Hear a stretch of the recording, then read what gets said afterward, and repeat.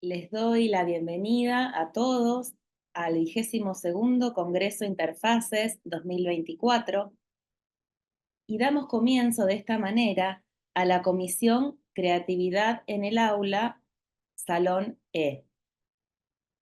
El Congreso Interfaces es un espacio en el que los protagonistas de la comunidad educativa en América Latina y España compartimos experiencias pedagógicas significativas, intercambiamos vivencias, validamos proyectos y consolidamos estrategias. Cada ponencia dispondrá de 10 minutos y se expondrá una ponencia seguida de otra y luego, cuando todos los ponentes hayan terminado de compartir su intervención, se habilitará el espacio de preguntas que podrán realizar los asistentes a través del chat.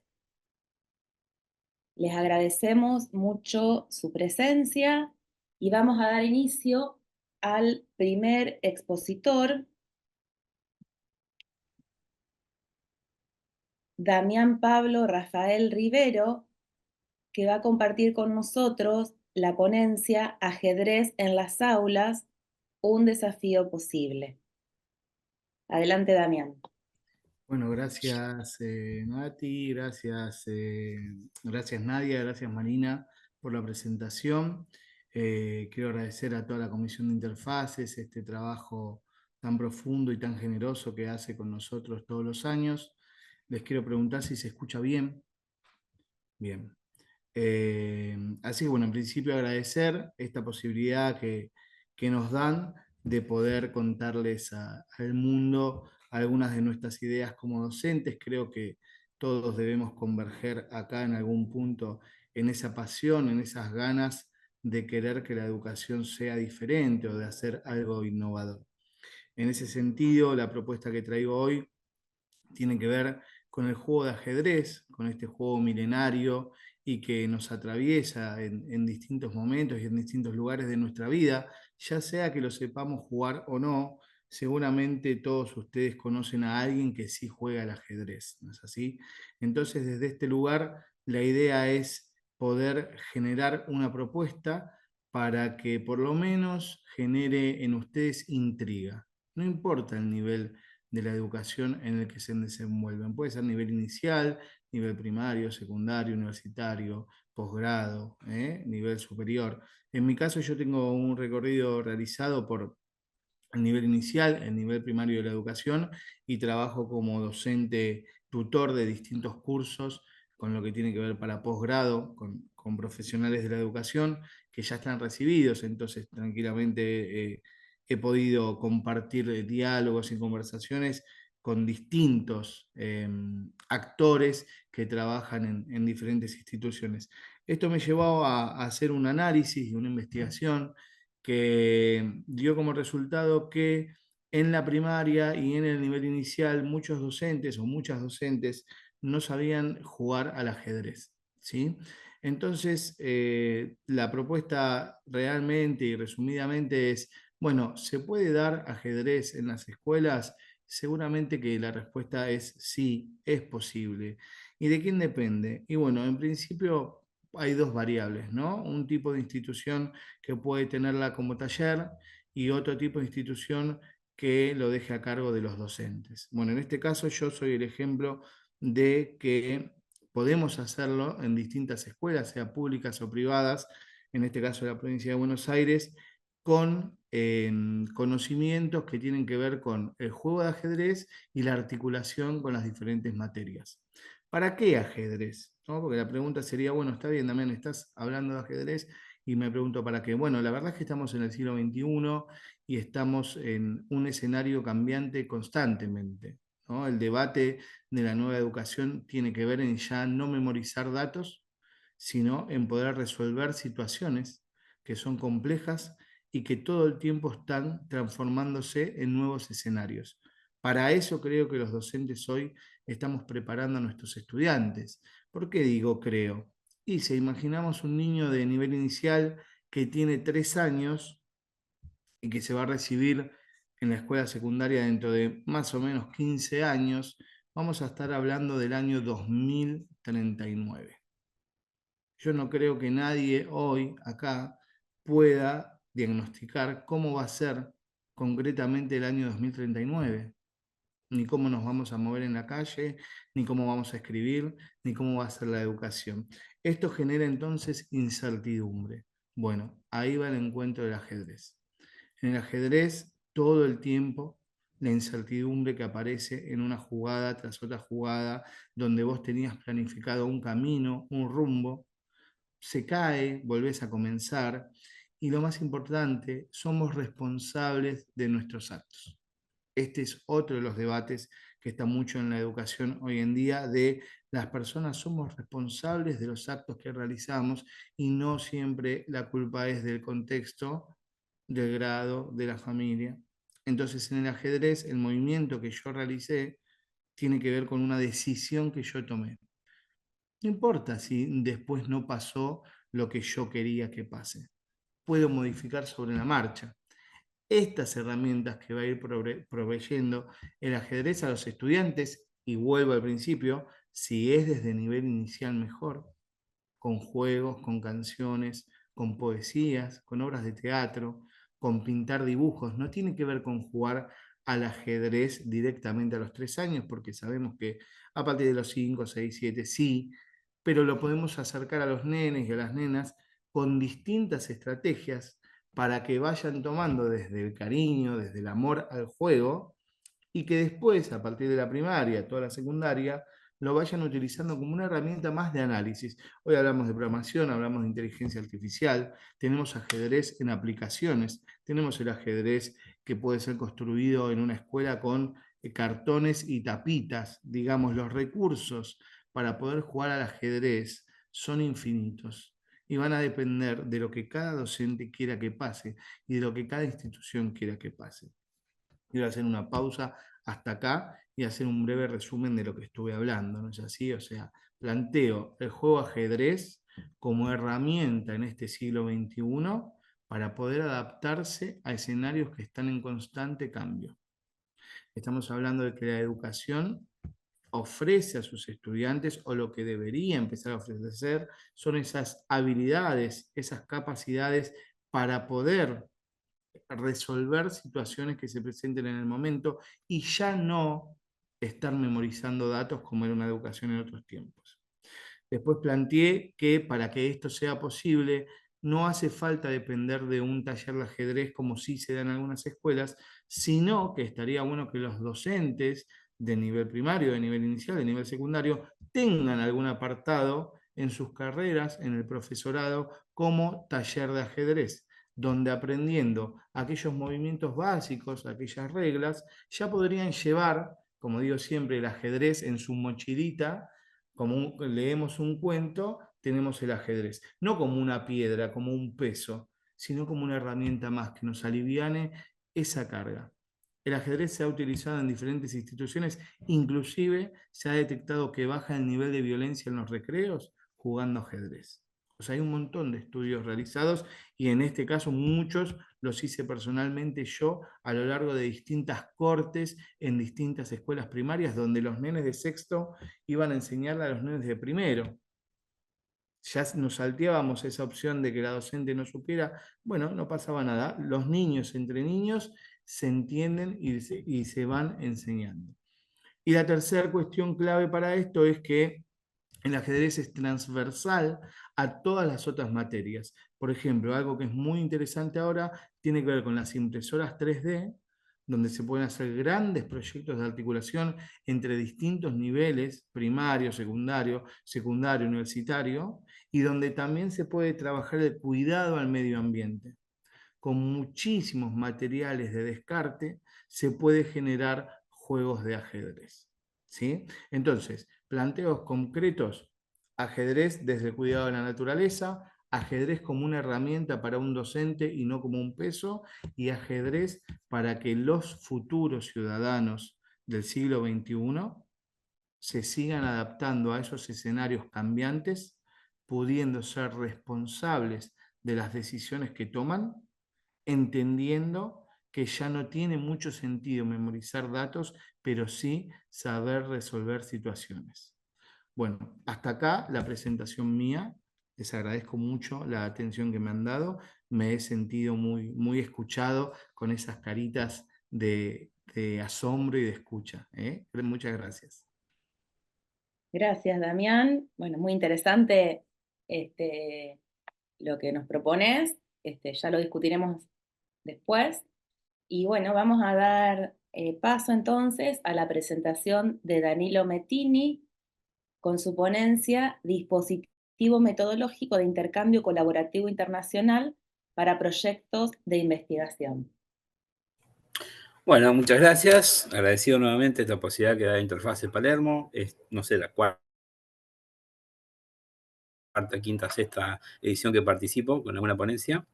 Me presento, yo soy Danilo Mettini, soy del campo de la ciencia de la comunicación. Tengo una maestría en comunicación estratégica y soy licenciado en periodismo y comunicación. Pero mi tarea fundamental pasa por la docencia desde hace 30 años en las áreas de comunicación.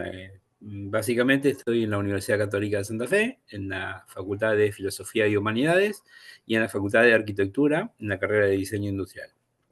También me pareció interesante presentar una experiencia que tuve el año pasado con un conjunto de alumnos de mis asignaturas en la carrera de Ciencias de la Comunicación, una asignatura que son Publicidad Integral de Medios y Comunicación Audiovisual.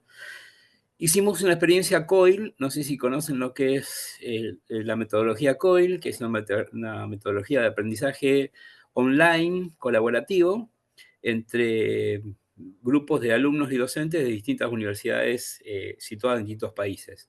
Nuestra experiencia la hicimos con la Pontificia Universidad Católica de Ecuador y aplicamos esta metodología durante un mes y medio, donde seis encuentros online, algunos presenciales, otros trabajan los alumnos directamente entre ellos, para producir una campaña de concientización sobre el medio ambiente en las universidades. A partir de esa experiencia, que nos pareció muy fructífera, donde se trabajó casi a manera de design thinking, produciendo prototipos de rápida ejecución y de bajo costo.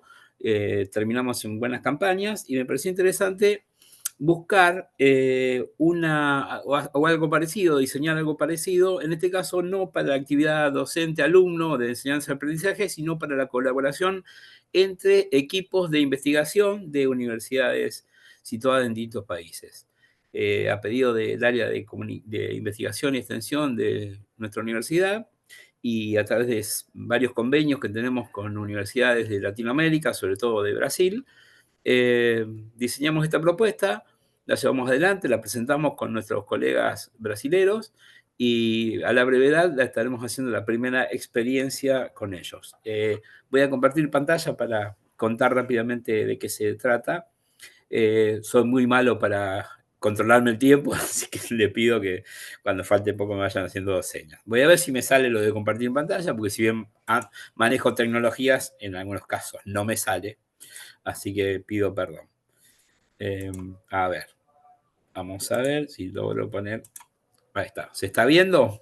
Y lo vemos. Danilo, sí. Bueno, entonces, este caso, el título de la ponencia sería el dispositivo metodológico como interfaz de intercambio colaborativo internacional para proyectos de investigación y de alguna manera, para poner un nombre corto, le pusimos dispositivo metodológico educativo sería. Bueno. Danilo, disculpa, si querés, Sí. podés poner pantalla completa, entonces Sí, vemos sí, mejor voy a... las diapos. A ver, así. Es. Ahí está. Sí, sí, gracias. Bien. Entonces, creemos que es posible, ¿sí?, propiciar una instancia de intercambio y de producción de conocimientos en forma colaborativa en este entorno online que nos permite entonces comunicarnos o juntarnos con equipos de investigadores de otras universidades situados en distintos lugares, sobre todo, puede ser en todo el mundo, nosotros trabajamos con Latinoamérica, para vincular o asociar estos equipos de investigación de estas distintas universidades. Básicamente, después lo vamos a ver en los objetivos, lo que intentamos es hacer eso, intercambiar y producir, ¿sí?, algunos de los aspectos del trabajo metodológico de las investigaciones, que pueden ser de cualquier campo, de cualquier disciplina. Si bien yo vengo del campo de la comunicación, posiblemente el primer trabajo que estemos haciendo con los compañeros de Brasil, de la Universidad de Unipampa, sea con alguna de las carreras de veterinaria que tienen nuestras universidades.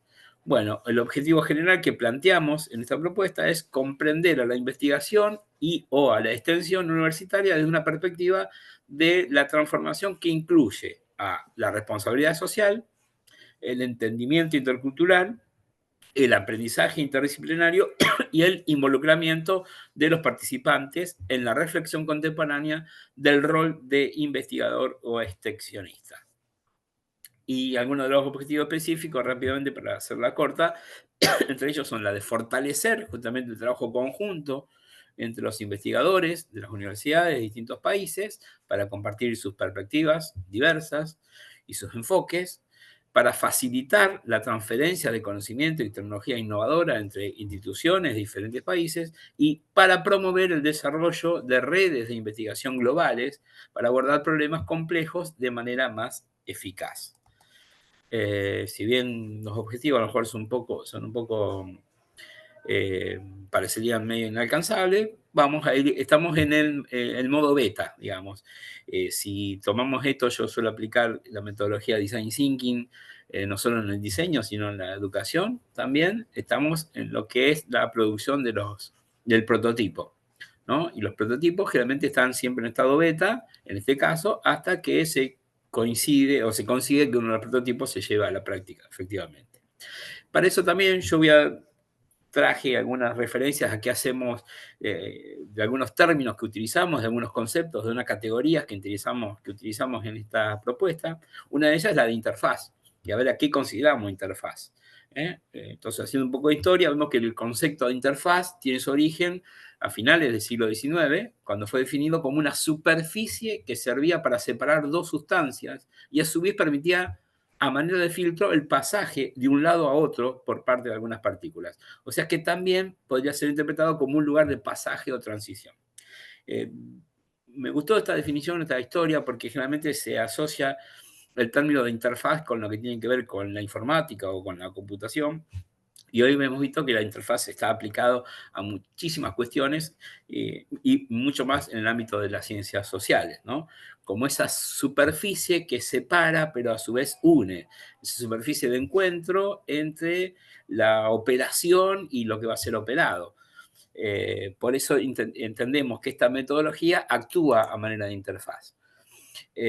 Trayendo a colación el pensamiento justamente de Carlos Escolari, un autor que seguimos mucho, en este caso, Carlos Escolari dice que las interfaces son modalidades de intermediación y además son procesos de intercambio, de producción y consumo simbólico que se desarrollan en un entorno caracterizado por una gran cantidad de sujetos, medios y lenguajes interconectados tecnológicamente de manera reticular entre sí, ¿no? Obviamente adherimos a esta cuestión que dice Carlos Escolari sobre que son modalidades de intermediación y se aplica perfectamente a nuestra propuesta o a nuestro interés. Vamos a ver si lo podemos lograr. Y también hablamos de la categoría o del término dispositivo, ¿no? Dispositivo, acá podemos citar a distintos autores como a Foucault o a Deleuze, que hablan de dispositivos, pero en definitiva lo que queremos decir es que el dispositivo es la relación o la red de saber-poder en la que se inscriben las instituciones y no cada uno de ellos por separado, ¿no? Intentamos eso, trabajar en red. Sería una relación entre los diferentes componentes institucionales que también comprende a los discursos, a las instalaciones, a las leyes, a los enunciados científicos, etc. En definitiva, queremos componer una red a manera de dispositivo.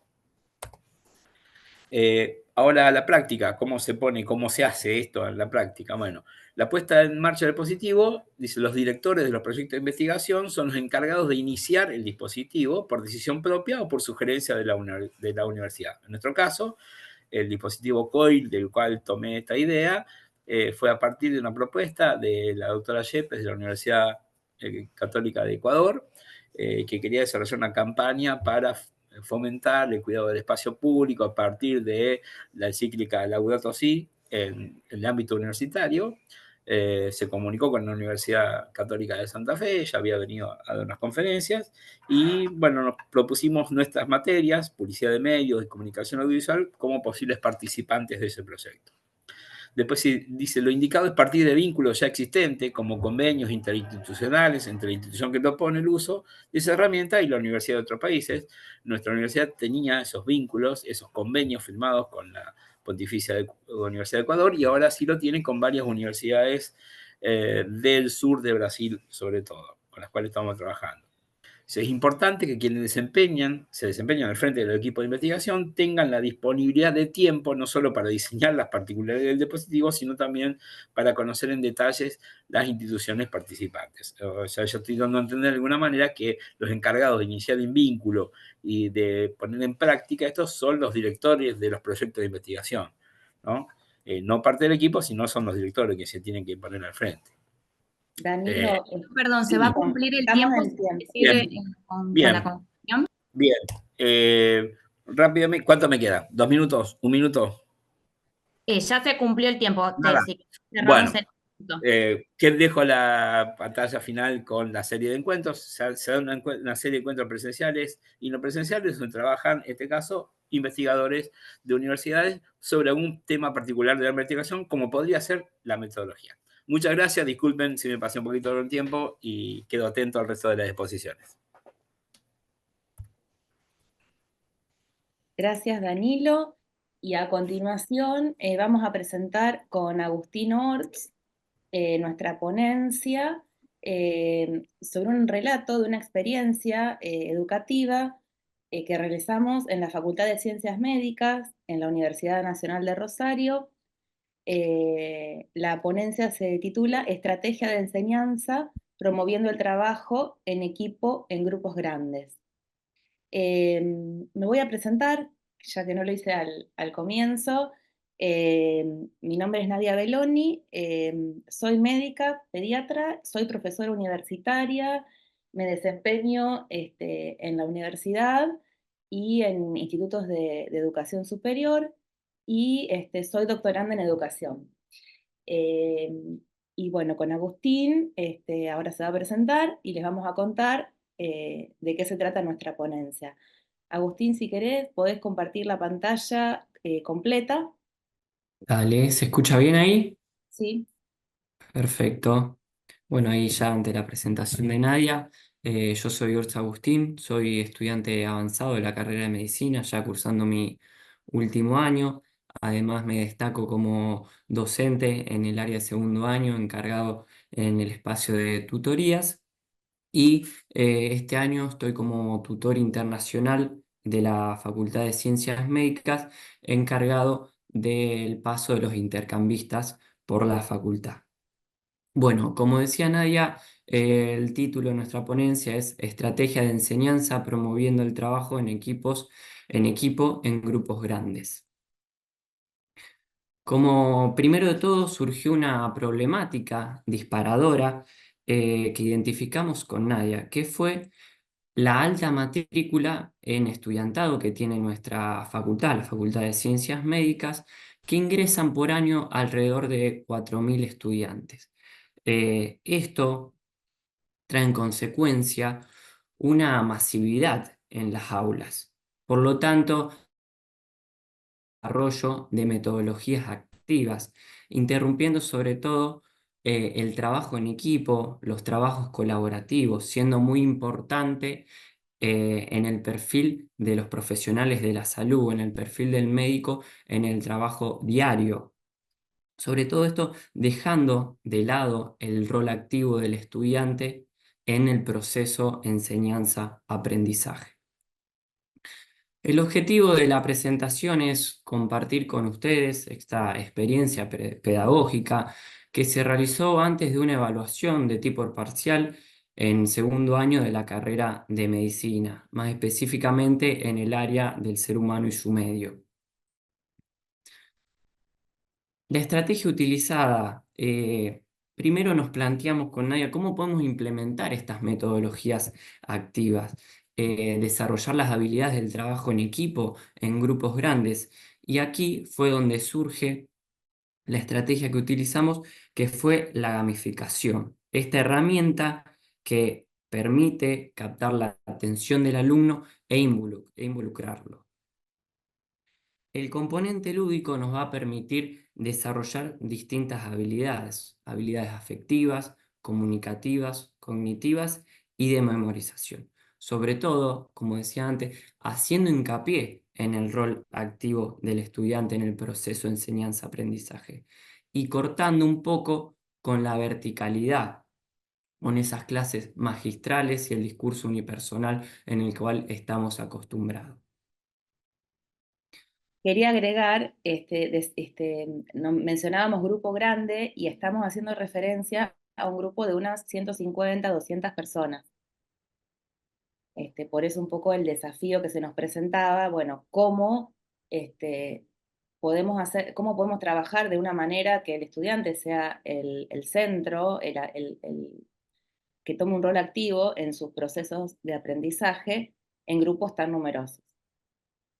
Bien. Y a partir de eso surgió esta propuesta. Con respecto en sí al relato de lo que fue la experiencia, como decía Nae, se planteó una competencia académica por equipo. Teníamos alrededor de 150 estudiantes, 200 en un aula magna de la facultad, a los cuales los dividimos en grupos, en no más de 10. Realizamos una presentación a través de un proyector en el cual se plasmaban diversas situaciones, problemas. Cada grupo tenía que debatir esa situación entre ellos, entre los integrantes del mismo, y una vez que tenían una respuesta formulada, se manifestaban hacia nosotros y se le otorgaba la palabra.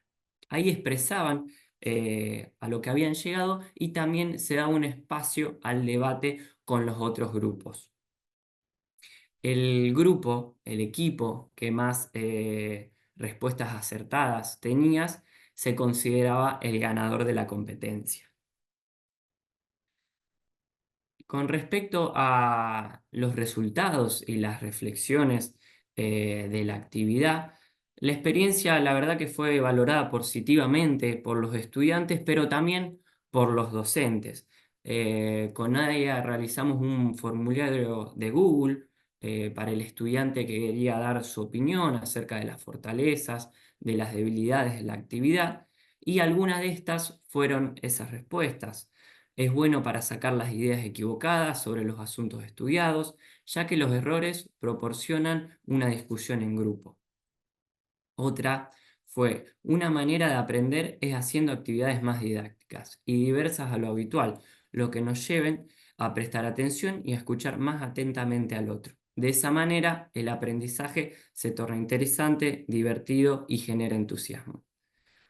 Me gustó esta idea, es nueva y además de divertirse se aprende. Y ponemos en marcha otro tipo de sentido, escuchar, razonar y contestar. Estas fueron algunas de las opiniones que obtuvimos de los alumnos, sobre todo porque esto se desarrolló en un ambiente cómodo y sobre todo fortaleciendo en la confianza y en la creatividad del estudiante. Acá hay algunas imágenes de lo que fue la experiencia, la verdad muy linda, un poco sacado de lo normal a lo que estamos acostumbrados en nuestra facultad. Le quería agradecer por la atención que me prestaron. Muchas gracias, Nadia. No sé si querés aportar algo. Bueno, gracias Agustín por compartirnos esta experiencia. Y bueno, si les parece, después quedamos a disposición para algún comentario o alguna pregunta sobre el final y pasamos a la siguiente ponencia. A continuación, Silvana Carnicero Sanguinetti nos va a compartir su ponencia Formación docente en clave de telecolaboración e internacionalización. ¿Qué tal? ¿Cómo están? Adelante, Bueno, voy a compartir pantalla.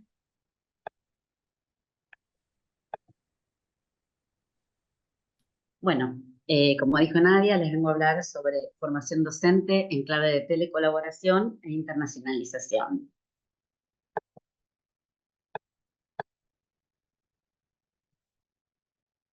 Bueno, lo que les vengo a contar es una experiencia realizada en el nivel terciario en el Instituto de Enseñanza Superior en Lenguas Vivas Juan Ramón Fernández donde me desempeño como docente de didáctica del inglés como lengua y cultura extranjera y sujeto de nivel medio. Voy a trabajar sobre proyectos telecolaborativos, ¿sí? Definidos como proyectos donde 2 o más grupos ubicados geográficamente distantes colaboran en línea para construir conocimiento. Y esta metodología tiene como base el aprendizaje basado en proyectos, el aprendizaje basado en problemas y el aprendizaje basado en la investigación y la indagación. Todos empiezan con un proceso de investigación y, bueno, en el caso de problemas busca la resolución de esos problemas, mientras que en el caso del aprendizaje basado en proyectos busca la creación de un producto final que se va a construir de manera colaborativa o telecolaborativa a través de las tecnologías. Cobo define esta metodología como proyectos donde las nuevas tecnologías facilitan el acceso a la información y a la comunicación a la distancia, apoyando procesos de aprendizaje que se basan en el diálogo entre colegas y permiten la producción del conocimiento distribuido a partir del intercambio de información enriquecida. Estos proyectos que voy a presentar están seleccionados a partir de una de las primeras redes de proyectos telecolaborativos a nivel mundial, que se estableció en el año 1988 en Estados Unidos, llamada IERN, con la idea de Aprendiendo con el Mundo. Las 2 experiencias que les voy a contar pertenecen a un proyecto que se llama COSCO, destinado a docentes en formación. COSCO viene de las siglas en inglés, Knowing Our Students, Knowing Ourselves, conociéndonos nuestros estudiantes, conociéndonos a nosotros mismos. Este proyecto lo que busca es que los docentes en formación aprendan esta metodología porque se fundamenta en la idea que los futuros maestros enseñarán de acuerdo con las experiencias obtenidas en su formación inicial. Entonces, estos docentes, estos futuros docentes de inglés van a entrar en diálogo con pares de diferentes lugares geográficos sobre las metodologías de enseñanza en este siglo XXI.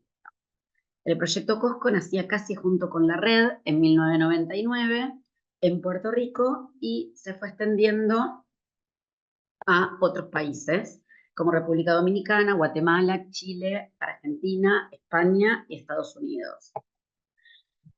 Como todos los proyectos telecolaborativos, tienen 3 fases principalmente: la fase de presentación, la fase de actividades telecolaborativas y la fase de las reflexiones finales.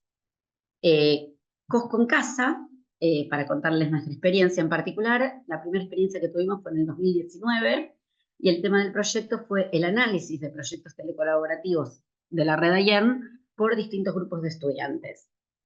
Trabajamos con una profesora de Texas, la profesora Jacqueline Equioca, y en la fase 1 los estudiantes, bueno, se presentaron en el foro del proyecto armando acrósticos con sus nombres. Luego se pasó a la fase telecolaborativa que contaba con 2 tareas. La primera era analizar el tema del proyecto que ellos seleccionaran para trabajar, de todos los proyectos que la red tenía disponible, el objetivo del proyecto, las actividades esperadas de los estudiantes, el lugar y forma de colaboración y los temas de la interacción que ese proyecto proponía.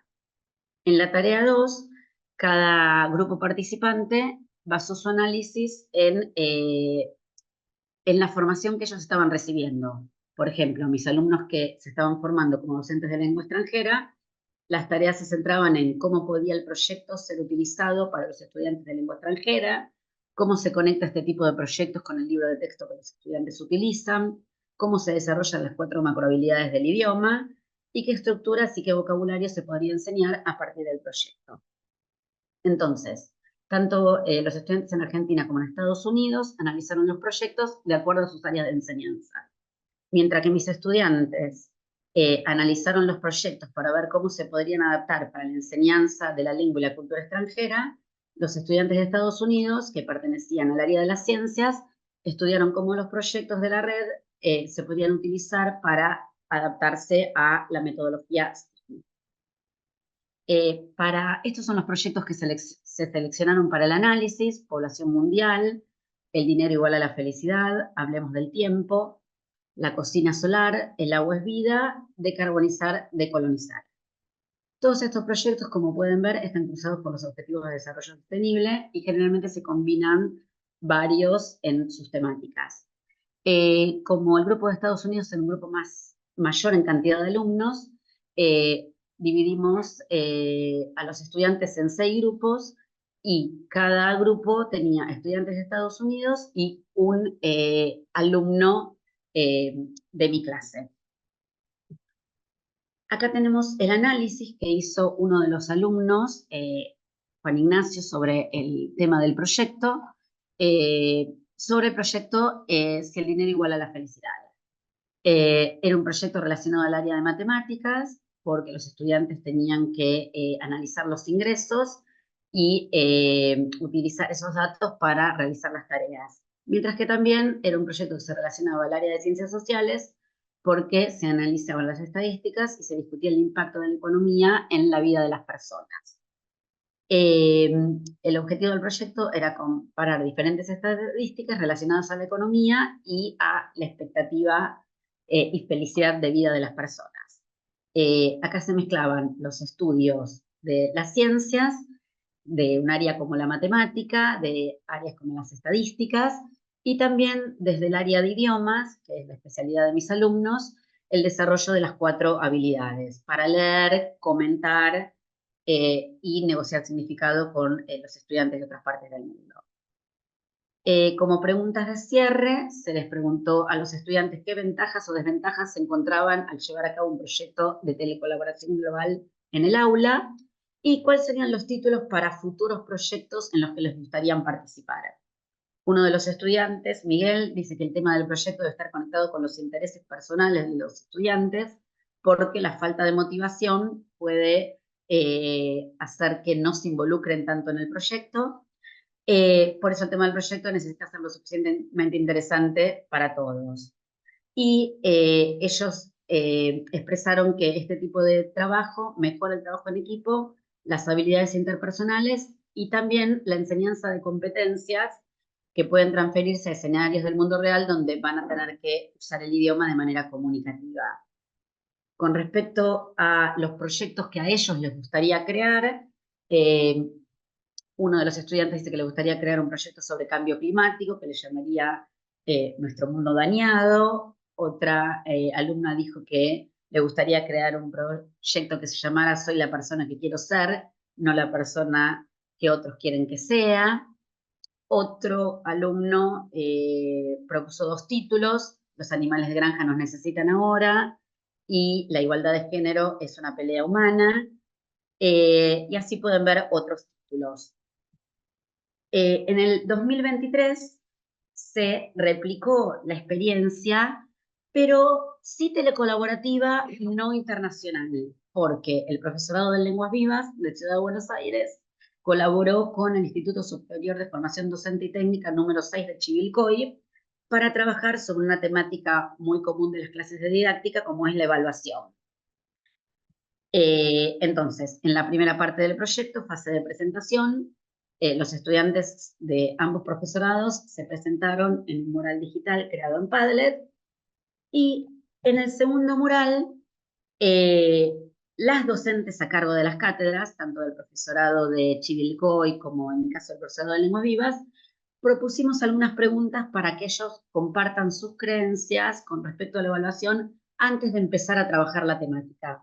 Entonces, por ejemplo, se les preguntó qué sentimientos tenían con respecto a las evaluaciones que han sido expuestos como alumnos, cuáles eran las grandes preguntas que se hacían a la hora de evaluar a sus futuros estudiantes o, en el caso de profesores de inglés, que ya algunos ya están ejerciendo a sus estudiantes actuales, qué instrumentos utilizan para armar evaluaciones o para evaluar a sus estudiantes y también cómo pueden pensar que se puede evaluar de manera innovadora si pensamos en querer enseñar de manera innovadora. Bueno, todos estos proyectos y lo que quiero dejar como mensaje de mi charla sobre telecolaboración e internacionalización es que tenemos que preparar a los futuros docentes para que aprendan a enseñar con el mundo, sobre el mundo y para el mundo. Bueno, muchas gracias. Estoy atenta después a preguntas que surjan. Gracias, Silvana. Muy, muy interesante la experiencia que nos compartiste. Y a continuación, perdón, vamos a invitar a Karina Pérez Dib, que nos va a compartir su ponencia Generación de espacios para la reflexión y la deconstrucción de estereotipos, roles y funciones en la formación inicial. Estamos. Buen día a todos. Muchas gracias por este espacio también. Como el colega, ya hace varios años que participo y amo este lugar. Aparte, bueno, la forma en que nos enseñan a comunicarnos y a más descontracturado, ¿no? Y bueno, y uno siempre va sacando experiencias y vamos tomando ideas de lo que se va compartiendo, así que es un espacio también de aprendizaje. Bueno, en este caso, este año comparto una experiencia vivida el año anterior, en el 2023. Yo soy profe en Ciencias de la Educación y trabajo mayormente en el campo de las prácticas. Esto se realiza en el Instituto de Formación Docente Continua. En práctica de la enseñanza sería la 1, que es del profesorado de Historia y Geografía. En esta práctica, como es la práctica 1, estás trabajando con ingresantes. Entonces, es interesante poder pensar, digamos, en cómo ellos llegan a la carrera con sus representaciones acerca de lo que significa ser docente. Y esto, sobre todo, esta imagen del profesor, profesora, que ellos han ido construyendo en toda su escolaridad, que son muchos años, ¿no? Entonces, bueno, en esta experiencia se realiza un taller que consistió de 3 encuentros, donde la propuesta era generar los espacios para la reflexión y la desconstrucción de estereotipos, roles y funciones en la formación inicial.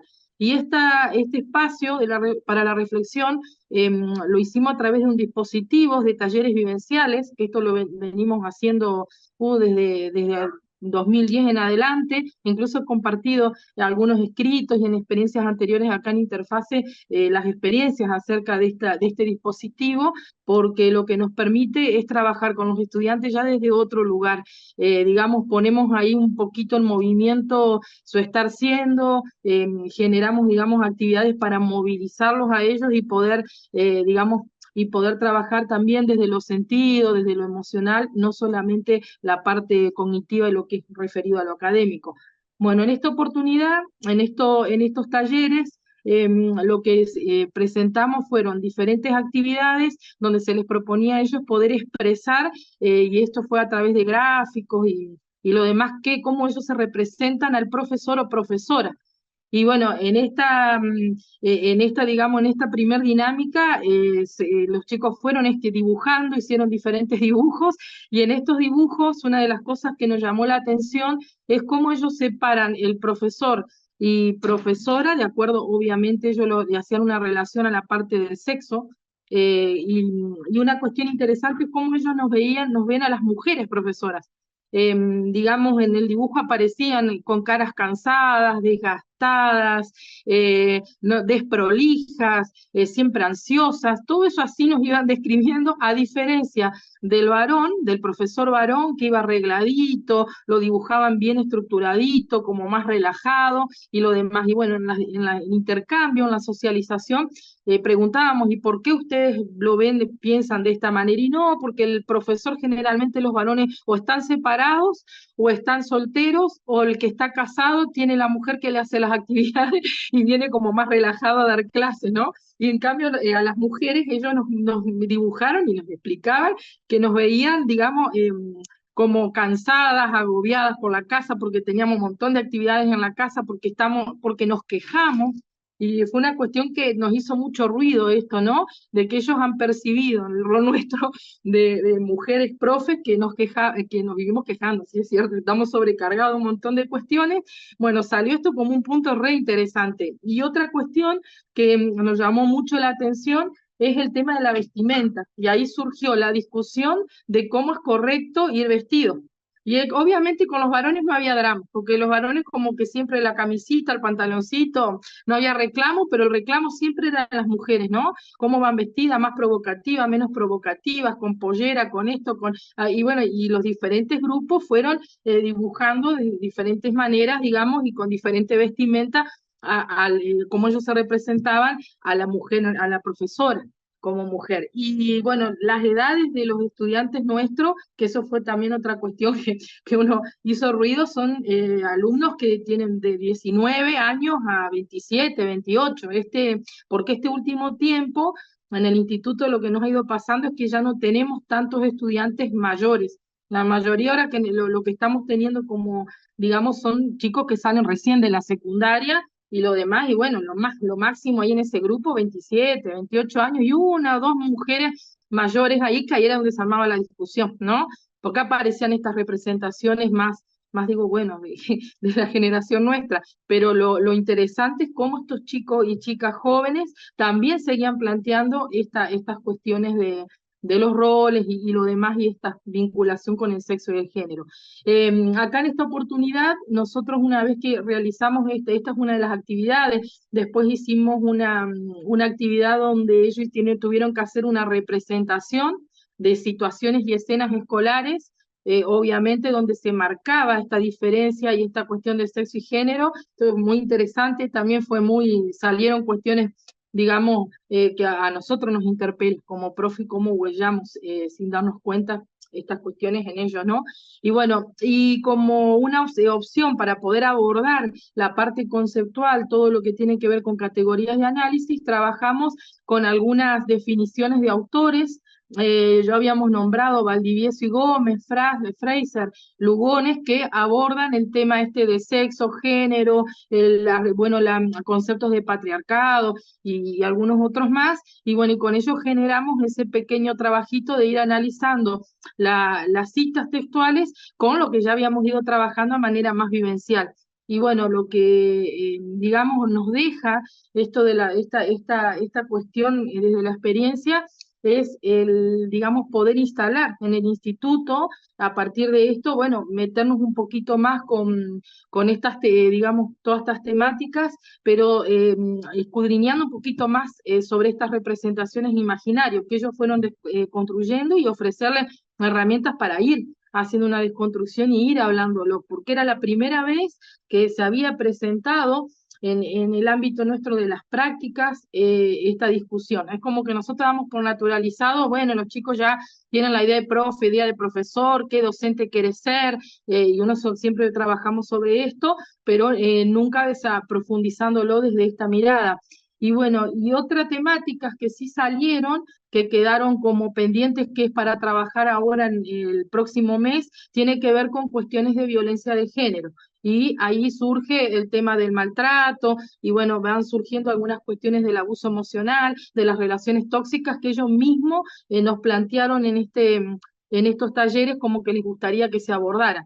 Así que la idea era compartirles esta experiencia y bueno, y animarnos tal vez a abordar algunas temáticas y algunas cuestiones que a veces como que las vamos dejando ahí tibiecita en lo que es la formación docente inicial, y yo creo que en este tiempo estamos como con más apertura y lo demás para meternos un poco más en estas cuestiones que atraviesan a la formación docente. Así que era esto, y bueno, sí, otra cuestión que creo que es importante y que nos llevamos acá nosotros como conclusión es la importancia de cómo transversalizar lo que son contenidos y ejes de la ESI en los espacios de la práctica nuestra. ¿Cómo podemos hacerlo sin ir a decir, no, esto es ESI, trabajamos esto, sino problematizándolo desde lo que significa esta construcción del estar siendo docentes? Así que bueno, esto era lo que quería compartirles, y lo demás y lo que nos queda, ¿no? En este camino tan desafiante, y pensar en lo que nos están pidiendo como formador de formadores a nivel, digamos, lo que está requiriendo el docente del siglo XXI, que son sujetos distintos. Se nos están presentando estudiantes, ya les digo, en el caso nuestro, muy chiquitos, y hay que ir trabajando con ellos también. todas estas cuestiones, porque en 3 años ya los tenemos después dando clases en las escuelas como profes, y eso es algo que a nosotros nos hace ruido y nos interpela un montón. Y lo demás, y esta responsabilidad y esto de decir, bueno, chicos, no, sigamos reproduciendo, empecemos a nosotros mismos en las aulas, ¿no? Y bueno, tiene que ver mucho cómo yo me represento y ellos se representan desde su formación inicial, el ser profesor o ser profesor. La verdad que nos marcó mucho, y esto de la connotación de la profesora mujer, digo, wow, qué mensaje les estamos dando nosotros a los propios estudiantes, las profes, ¿no? Y bueno, esta cuestión que a veces no lo dimensionamos. Así que bueno, Claro que sí, claro que sí, Karina. Bueno, muy interesante la presentación. Ya después comentaremos. muchas gracias. Y bueno, vamos a continuar con Natalia Lozada. Nos va a compartir su ponencia, Helen Keller, una lectura que abre mundos. Hola, buenos días. ¿Cómo están? Bueno, mi nombre es Natalia Lozada, soy profesora de inglés de nivel medio, soy traductora y estudiante de lengua de señas. Este proyecto, a ver, voy a compartir, les pido que me digan si se ve. ¿Se ve bien? Sí, si querés lo podés compartir en pantalla completa, Sí. así vemos mejor. Tarda un poquito, a ver, díganme si... Yo te aviso. Sí. Bueno, les voy contando. Este proyecto comenzó hace varios años y se fue formando. Hará más o menos 6, 7 años una alumna me dice, Nati, leí este libro y me encantó. Yo hasta ese momento no conocía su historia y quedé fascinada tanto como ella. Bueno, la historia es la historia de Helen Keller. No sé si la conocen, es la primera persona sordo-ciega, que en realidad es la segunda, pero es como ella fue una activista muy importante, es la primera persona en sí que fue conocida por recibirse en una facultad y ser sordo-ciega. No veo que se haya ampliado. Ahora sí. Ahí está, perfecto. Bueno, yo para comenzar este proyecto los voy a ubicar, lo hago con primer año nivel advanced. Yo trabajo en el Instituto Blaux, es un colegio privado de Villa del Parque, y tenemos 2 niveles por cada curso. Yo lo hago con nivel advanced, o sea, un nivel en donde ellos ya tienen un conocimiento previo, ya sea porque vinieron de colegios bilingües o vinieron de institutos de inglés. Por lo tanto, tienen un conocimiento del idioma, lo que me permite poder llevar a cabo este proyecto. Bueno, para llevarlo a cabo me baso en los principios de lectura de Jeremy Harmer, en su libro How to Speak English, How to Teach English, perdón, cómo enseñar inglés, y desarrollo estos pasos. Primero, la lectura como habilidad activa, como disfrute. La lectura va más allá de leer, ¿no? La lectura es quien nos permite desarrollar nuestra capacidad intelectual, el desarrollo del cerebro, y nos deja pensando, ¿sí? Después, respuesta frente al texto y no frente al idioma. Para esto yo hago 2 lecturas. La primera es una lectura silenciosa, una silent reading, que a ellos les permite enfocarse más en lo que están leyendo y dejar un poquito de lado la fonética, porque cuando leen en voz alta están preocupados por si pronuncian bien, si pronuncian mal esta palabra. Entonces, primero hago un espacio de lectura silenciosa y después, página por página, lo vamos leyendo en voz alta. Por supuesto que esto lleva más tiempo. Lo que una lectura quizás de una hoja se hace en 5 minutos, acá son 10 minutos, pero la verdad que vale la pena porque tienen una mejor comprensión de la hoja que estamos leyendo. Yo leo un capítulo trato de leer un capítulo por clase. Bueno, predicciones sobre acontecimientos futuros, por lo general lo hago con el título. Si el título es por ejemplo, uno de los títulos del libro que yo uso, perdón, no nombré el libro, se llama Helen Keller, de Margaret Davidson, y uno de los capítulos es The Dark Silence, el silencio oscuro. Entonces, bueno, lo uso como disparador. ¿Qué les parece que se va a tratar el capítulo, y la verdad que es muy lindo el intercambio que se produce.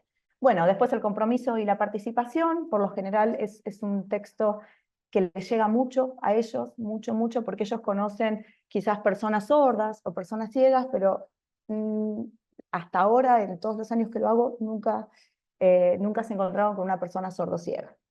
Bueno, y después, como yo digo, es el plato fuerte de este proyecto, son las actividades post-lectura y la máxima explotación del texto. Estas son algunas de las actividades post-lectura que hago, que puede ser una vez que se terminó el capítulo, puede ser en la mitad del libro, o puede ser una vez que terminamos el libro. Escribo por lo general en el pizarrón varias palabras o frases, por ejemplo, lengua de señas, lenguaje de señas, lectura de manos, braille, discapacidad, sordo-ceguera, intérprete, inclusión, esclavitud, sumisión.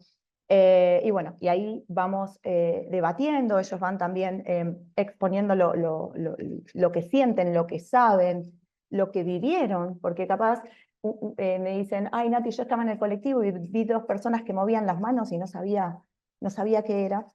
Bueno, y algunos de los aprendizajes que todos los años surgen es, por ejemplo, la diferencia entre lengua y lenguaje. ¿Por qué no es lenguaje de señas y lengua de señas? Porque precisamente es una lengua, no es un lenguaje. La diferencia de los bastones, lo que significa el bastón verde, el bastón blanco y el bastón rojo y blanco. Lo que es un intérprete, la diferencia entre sordo, hipoacúsico y sordomudo, que yo les explico que la palabra sordomudo no existe, y bueno, la verdad que es muy linda esa actividad. Después en juego de roles, lo que suelo hacer es ponernos en el lugar de Helen.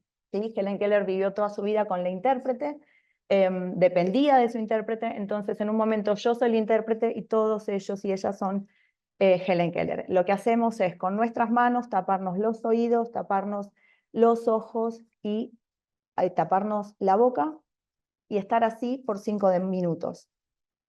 El 90% no logra llegar a los 5 minutos, porque les cuesta, porque dice no puedo, no se puede, no sé cómo pudo vivir así. Entonces yo lo que hago es, pidiendo autorización por supuesto, porque cierro la puerta muy fuerte y les digo qué sintieron.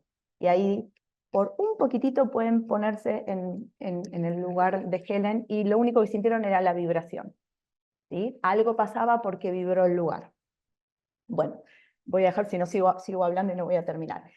Bueno, después analizar citas textuales, proyección de videos y películas. Yo, luego de la lectura del libro, comparamos el libro con la película, una película hermosa que se llama The Miracle Worker, o Un milagro para Helen, y proyectamos videos de, como ellos la llaman, la verdadera Helen, donde ella, ahora les voy a mostrar un poquito dónde está ella. Bueno, hacen un trabajo de investigación donde tratamos tics, se dividen en grupo y a cada grupo le toca una condición. A mí no me gusta hablar de discapacidad, sino de condición.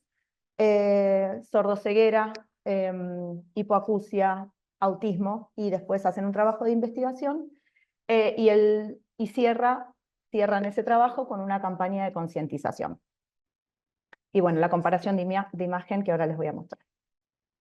Esto, por ejemplo, es un poquito la proyección de la película, y acá es donde ella muestra cómo logra entender lo que dicen a través de la vibración de la garganta. ¿Sí? La tecnología me lo permite.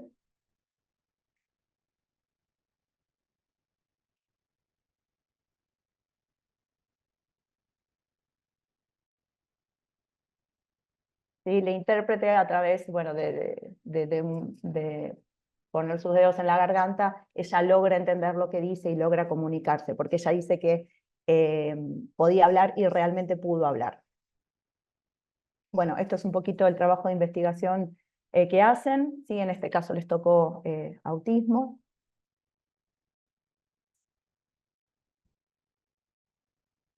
Un poquito de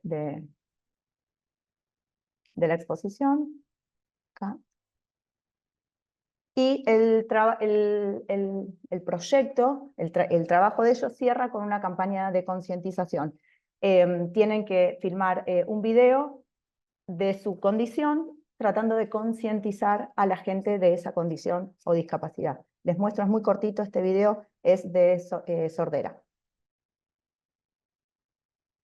Ahí se trabó, no sé si se ve. ¿Se Sí, ve lo o veo. está? ¿Se ve? ¿Se ve?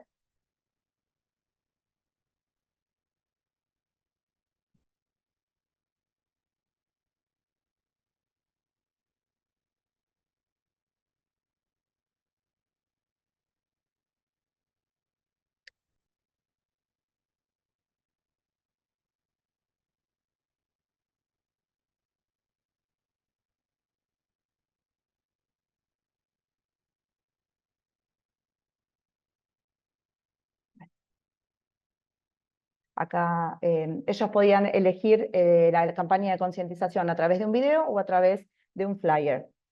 Un chico que dibuja muy, muy bien hizo las dos manos hablando, me pareció hermoso. También se los quiero compartir con ustedes. Bueno, estas son algunas imágenes, uno de los trabajos es la comparación de imagen. En la primera imagen está Helen Keller tratando de entender lo que dice la otra persona, poniendo su mano en la garganta. En la segunda imagen hay un intérprete de lengua de señas.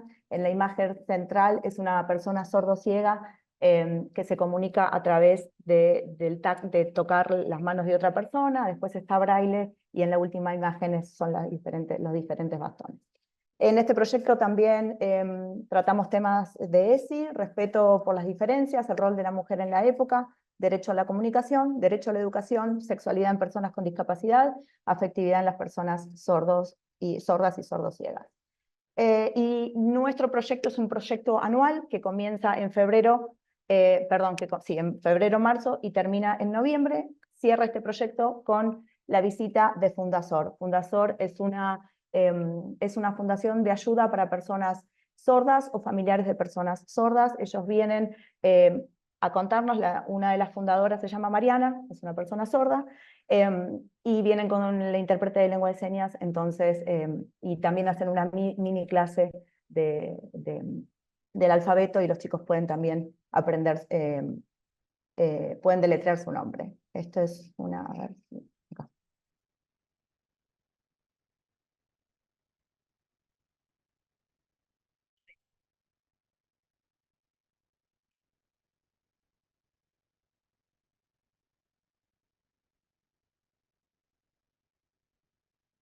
Bueno, y me gustaría terminar con una frase de ella.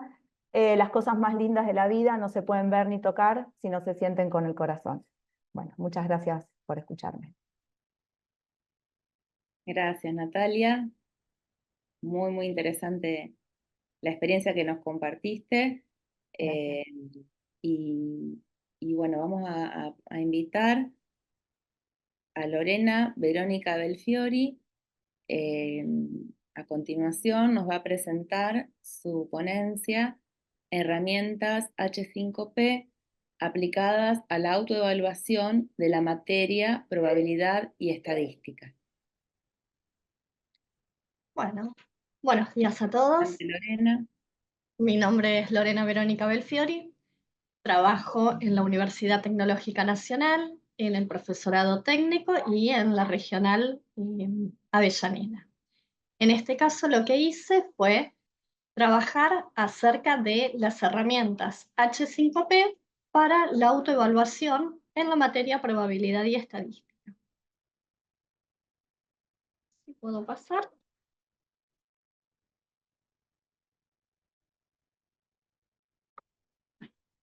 Bueno, la autoevaluación tiene algunas ventajas, pero también algunas desventajas.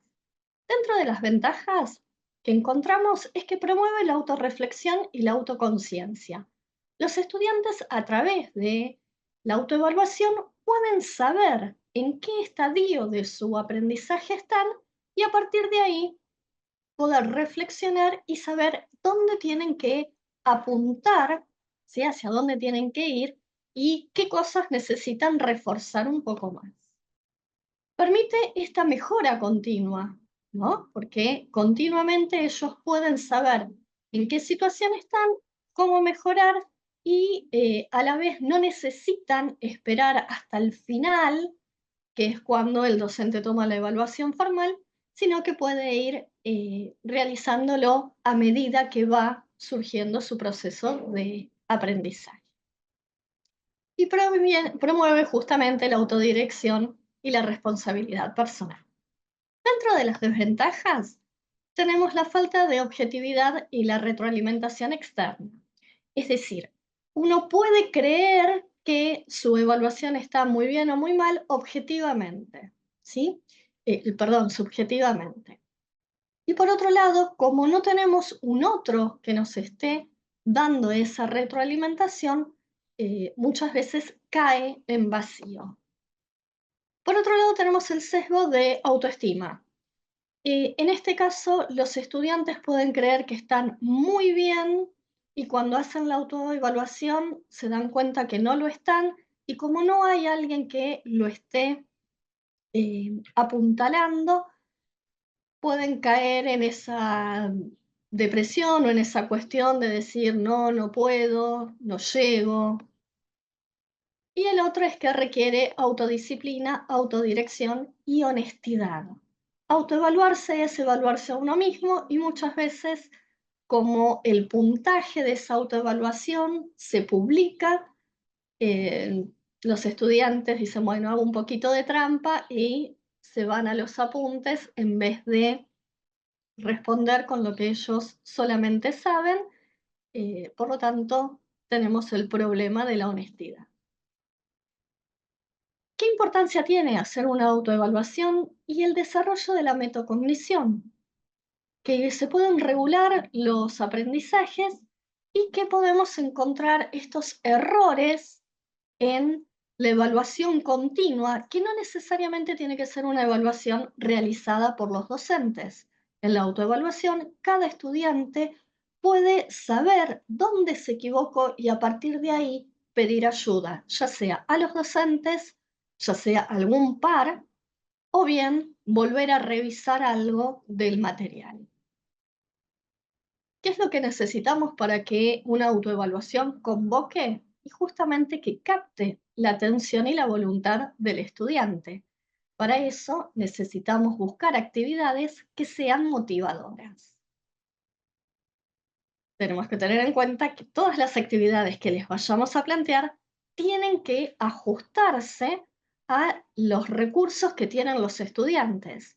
Y en estos momentos, los recursos que están teniendo se están basando más que nada en los requerimientos tecnológicos. Si bien todos tienen un celular a mano, tenemos que ver que esa actividad que le vayamos a dar, que se pueda hacer a través de un celular o de una computadora, sea viable, ¿sí? Muchas veces nos pasó de pensar inicialmente en una actividad que en la compu se ve bárbaro, pero después cuando vamos al celular nos damos cuenta que nos queda la pantalla cortada o que tienen que ir corriendo la pantalla, entonces se pierde el sentido. Por lo tanto, tenemos que ir viendo qué dispositivos utilizan los chicos para poder saber entonces si se ajusta o no. ¿Qué es lo que se nos ocurrió? Aplicar las herramientas de H5P. Estas herramientas, estos recursos, son interactivos y nos permite poner la parte lúdica, que es justamente la parte que motiva y que capta la atención de los estudiantes. Algunas características para los que no conocen H5P es que es un complemento integrado, por lo tanto lo podemos utilizar desde, por ejemplo, la plataforma Moodle. Por otro lado, lo podemos usar no solo desde Moodle, sino desde distintas plataformas, y lo bueno es que permite reutilizar cada paquete. Es decir, una vez que uno arma este recurso H5P, después lo puede utilizar en distintas aulas e incluso lo puede utilizar algún otro docente adaptándolo a las necesidades de sus estudiantes. Como dijimos antes, tenemos que tener en cuenta qué características o qué recursos tecnológicos tienen nuestros estudiantes, y estas aplicaciones de H5P son aptas tanto para la computadora como para los dispositivos móviles. Tenemos una comunidad donde se pueden recurrir a esos recursos o bien se pueden crear. Si recurrimos a esos recursos, nos vamos a encontrar que tenemos recursos interactivos, hay muchos para ejercitar, hay muchos que se hacen utilizando imágenes, lo visual atrapa mucho, motiva mucho, y a la vez podemos hacer un seguimiento de las autoevaluaciones y de cada uno de los intentos que hagan los estudiantes utilizando las herramientas de H5P, y también podemos llevar una calificación, un registro de una calificación. Si bien Moodle no hace un registro completo de la calificación, depende de cómo esté configurado, depende de qué permisos tengamos para que lo podamos utilizar o no la parte de la calificación, sí se puede hacer en forma manual. Tenemos por un lado que hay una parte que es gratuita, que es todo lo que uno quiera armar por cuenta propia, y tenemos otra parte que es paga para modificar ciertos paquetes, ¿sí? No todos, hay muchos que uno puede bajar y modificar gratuitamente. Lo bueno también es que es de código abierto. Entonces, H5P, al igual que GeoGebra, tiene toda una comunidad donde si uno se encuentra con algún problema, lo googlea y siempre alguien le va a solucionar esa duda. La propuesta pedagógica que planteamos es una propuesta que se implementó durante este año, aún se está implementando, en las carreras de ingeniería de la UTN, en las asignaturas de probabilidad y estadística. Esta asignatura, se da a través de distintas cátedras, distintos cursos que corresponden a segundo año en la mayoría de las carreras de ingeniería y tercer año en ingeniería mecánica. Pero también utilizamos estas herramientas en el plan beta. El plan beta es un plan especial que se hace para algunos estudiantes que deben el final.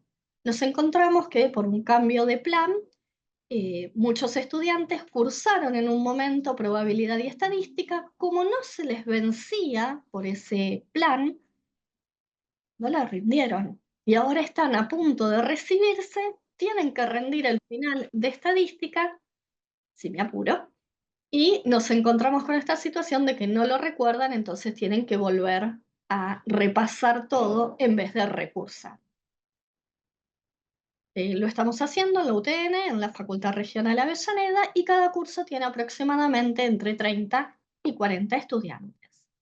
Bueno, los recursos que utilizamos fueron videos interactivos. En este video Acá vamos a ven estimar uno las medidas de rápido. dispersión. Voy a apurarme un poquito. Crucigramas para arrastrar y soltar. ¿Sí pasa?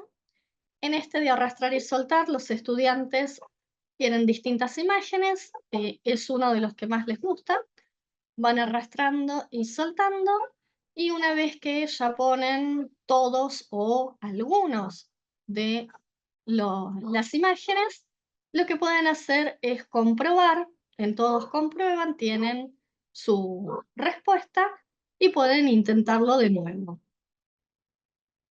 Luego tenemos cuestionarios. Los cuestionarios son más clásicos. Hacemos una pregunta, tienen un multiple choice, o bien podemos armar un cuestionario con imágenes, y luego que respondan todo, pueden comprobarlo y ver qué respuesta es correcta, qué respuesta no, y tienen una retroalimentación en el mismo momento. Los flashcards son distintas cartas, distintas imágenes, donde se les hace una pregunta, la mayoría tiene un gráfico y una pregunta para que ellos respondan, y según lo que responden se les muestra en el momento si la respuesta es correcta o no. Y luego tenemos la clásica sopa de letras, donde tienen que buscar, y también una vez que buscan y marcan, pueden verificar si está bien o si está mal, Y en la sopa de letras también tienen la posibilidad de ver la resolución correcta si uno cuando lo configura lo tilda. Lorena, ¿querés pasar ya para el cierre que se cumplió el tiempo? Sí, ya paso. Bueno, las potencialidades que tiene es que motiva, permite la autoevaluación, hay una comunidad, tenemos un banco de contenidos que se puede reutilizar y personalizar y podemos realizar el seguimiento. Como conclusiones, puedo decir que no todos los H5P proporcionan datos de seguimiento del intento para informes avanzados, pero sí lo que tenemos es que es muy útil para la autoevaluación estudiantil. ¿Qué es lo que necesitamos en una autoevaluación? La presencia de modelos tecnológicos interactivos y lúdicos para poder crear experiencias de aprendizaje que propicien la participación. Y justamente las herramientas de H5P permiten recrear este entorno dinámico y entretenido donde vamos a tener un desarrollo de la metacognición. Muchas gracias por su tiempo. Bueno, muchas gracias Lorena.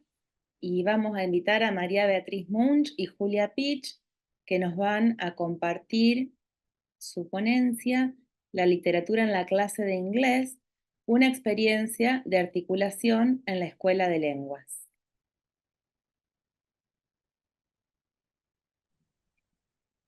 Ahora sí.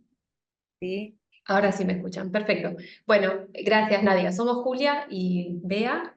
Tenemos en común varias cosas. Una que es la primera vez que estamos acá en Interfaces y gracias por habernos invitado, porque es un espacio muy lindo y nos llevamos un montón de ideas. Esperamos que alguna de las que compartimos hoy les sirva a algún colega más. Además tenemos en común el espacio de la Escuela de Lenguas de la Universidad Nacional de La Plata y el grupo de investigación que es sobre literatura. Y buscamos siempre extender el grupo de investigación a la Escuela de Lenguas, que nos encuentra a mí como coordinadora de los grupos de jóvenes y este año a Bea como profesora del nivel de FIRST, de preparación para el examen internacional del nivel B2. ¿Querés pasar? Ahí estamos. Bueno, el contexto que les di es la motivación nuestra, cómo bajar este grupo de investigación a la Escuela de Lenguas para reforzar la articulación entre niveles. Este paso entre los jóvenes, que es un nivel jóvenes 7 en nuestra escuela, que tienen un nivel B1 más, que son casi usuarios independientes de la lengua, que es lo que se logra en este nivel B2, todo esto según el marco común de referencia europeo, que habla de un usuario independiente que tiene acceso a textos cada vez más complejos. Y desde nuestro marco teórico del grupo de investigación nos sirve mucho el concepto de género para empoderarlos un poco. No sabemos qué van a tener que leer en el futuro, pero llevarles la atención al género lo consideramos importante para ir soltándoles la mano de a poco y que puedan encarar los textos que tengan que encarar a continuación. Y este paso de los jóvenes a el nivel de FIRST con un cuento, les hacemos un puente con cuentos de Ray Bradbury. Si querés pasar, esta es nuestros ámbitos de pertenencia en común, como les decía, la Escuela de Lenguas y este proyecto de investigación, que es la construcción de sentidos a través de la experiencia literaria en el aprendizaje de lenguas. Cómo usar la literatura en la clase. Si querés pasar. Esto es lo que ya les comenté rapidito en el gráfico, se ve más o menos cómo pasan nuestros alumnos de jóvenes 7 a el nivel de FIRST, que a fin de año, bueno, ellos rinden, los que quieren, por supuesto, el examen internacional. Esta articulación se da a través de el libro de texto. Hacia fines del año, ellos empiezan a usar el libro que ya los capacita, los prepara para rendir el examen el año siguiente. Tienen otro libro de gramática y de vocabulario en común, que es de lengua en uso, el VINS, que hacen algunas unidades un año y otras unidades el otro, y nosotros proponemos utilizar la literatura también para articular, trabajar el mismo tipo de cuento del mismo autor, en este caso es Ray Bradbury. Trataremos de no spoilear los cuentos, los invitamos a quienes quieran leerlos, pero generar esta expectativa, este gusto por un autor en particular, un género en particular. Por supuesto, el género cuento ya es conocido para todos los alumnos, pero bueno, este autor, este tipo de cuento en particular, genera expectativas que van a allanarles la lectura el año siguiente. Y creemos que con eso podemos ayudarlos a lograr esta independencia de la que habla el marco común. Bueno, ¿por qué literatura? Varios ya han hablado. El placer mismo de la literatura, lo nombraba Natalia. Bueno, se presta a un montón de cosas, porque es toda una experiencia, no solo lingüística, sino también, bueno, estética, pragmática y cultural. Y para este grupo etario, que pasó, bueno, la pandemia y un montón de características y vive la tecnología de otra forma, creemos que en particular estos cuentos de Ray Bradbury pueden encontrar en estos lectores un contexto de recepción muy interesante, porque habla de, bueno, como vemos acá, la tecnología y sus efectos, pero siempre desde lo humano, ¿no? La tensión que genera en la familia, en cada uno de los personajes, este ambiente distópico en el que nos encontramos todos básicamente en este momento, la exploración de la tecnología. Para Jóvenes 7 proponemos el cuento La Pradera, y para First Juniors, ese es el nombre que le damos al curso de preparación para el examen internacional, Marionetas. Comentamos acerca de el género, por supuesto el marco teórico del grupo de investigación no lo trabajamos en la Escuela de Lenguas, pero sí los invitamos a analizar determinadas características de los cuentos para ir reforzando este conocimiento del esquema formal de estos cuentos. Y les comentamos, ahí tenemos una cita que ha dicho supuestamente Bradbury en una entrevista, que él no trató de prever el futuro, sino de prevenir el futuro.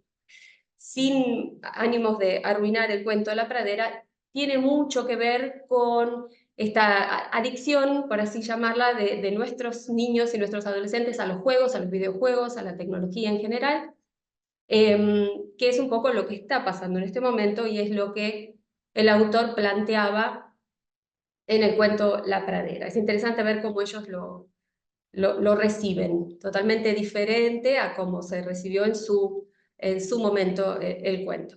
Bueno, estas nos quedaron en inglés, no quisimos hacer una traducción propia, pero simplemente hablar del conocimiento del género, que tiene este aspecto de lo que es el contenido del género en sí y lo que es el formato del género en sí. Y que conocer tanto el formato de un género como el contenido de un género va a facilitar mi acceso a un texto y también va a facilitar que yo pueda producir mi propio ejemplar de ese género. Es, como lo dice acá, es como tener un mapa de un territorio desconocido, pero a su vez es una invitación a explorar territorios similares. Es una invitación a leer más del mismo género. ¿Cómo trabajamos los cuentos? Tratamos de pensar dos tipos de tareas diferentes. Una que los obligue a usar un tipo de, una forma específica, una estructura específica, y otro tipo de tareas que puedan resolver usando cualquier forma de la lengua. En el caso de las tareas focalizadas, lo que elegimos fue los condicionales, porque es una estructura que tienen en común tanto Jóvenes 7 como First. Tomamos frases con condicionales de ambos cuentos. Cada docente trabaja de distintas formas estas citas de los mismos personajes, preguntándoles, bueno, en qué momento de la historia, quién las dice. El cuento en sí invita mucho al debate en términos de bueno, condiciones y consecuencias. Así que el mismo debate sobre la historia invita a usar los condicionales. Así que en sí hablar sobre el cuento es una tarea focalizada.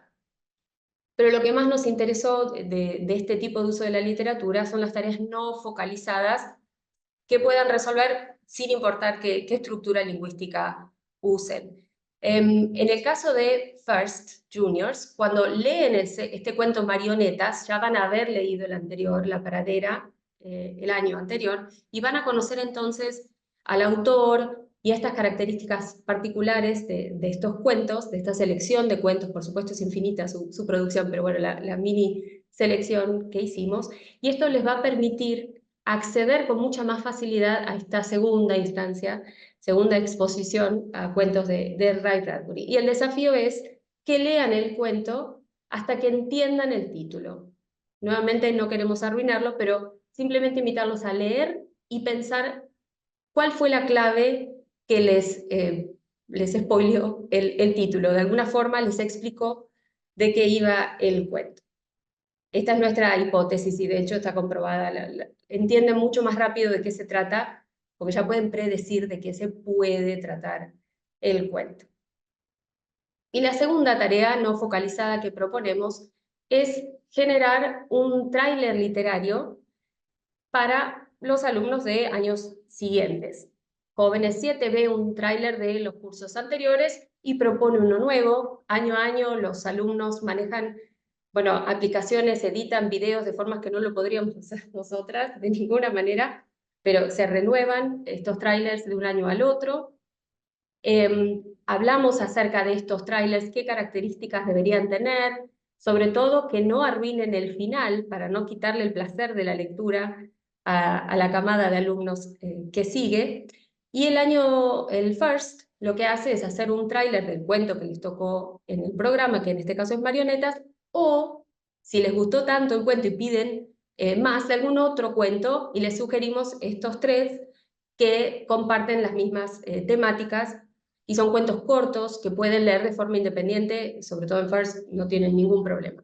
Y por lo general sí piden otros cuentos. La experiencia es muy positiva hasta el momento. Elegimos estos trailers porque el objetivo general es que vuelvan a la lectura, y nos parece que la vuelta a la lectura va a ser a través de las pantallas. Si bien nos peleamos con las pantallas, que los quitan, nos alejan de los libros, bueno, es otra puerta de entrada. Y bueno, de hecho existen, muchos de los alumnos ya conocen Booktubers, los siguen, algunos no, pero sí encontramos en los grupos siempre alguno que puede hablar del género desde su propia experiencia. Ellos prefieren las sugerencias de lecturas de sus pares y no de nuestros, ¿no? de sus propios docentes. Y nos parece bien, siempre que vuelvan a la lectura lo aceptamos. Y les proponemos que generen videos similares para invitar a la lectura a nuevos compañeros. Esta es la bibliografía que usamos para esta humilde bajada del grupo de investigación a la Escuela de Lenguas. Espero que les haya gustado y que se lleven alguna idea que puedan aplicar. Gracias. Muchas gracias, Bea y Julia. Muy interesante la experiencia.